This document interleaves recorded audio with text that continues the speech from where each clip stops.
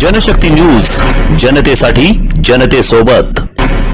सोलापूर पुणे राष्ट्रीय महामार्गावरील सावळेश्वर टोल नाक्यावर आज दुपारी 4च्या सुमारास एक तणावपूर्ण घटना घडली। प्राथमिक माहितीनुसार क्षमतेपेक्षा जास्त माल भरलेल्या कर्नाटक पासिंगच्या 4चाकी वाहनातील ड्रायव्हरला टोल कर्मचाऱ्यांनी जाब विचारल्याने वाद वाढला। यात ड्रायव्हरला बेदम मारहाण करण्यात आल्याने इतर वाहन चालकांनी संताप व्यक्त करत टोल नाक्याची तोडफोड केली। यामुळे काही काळ महामार्गावर वाहतूक जाम झाली होती।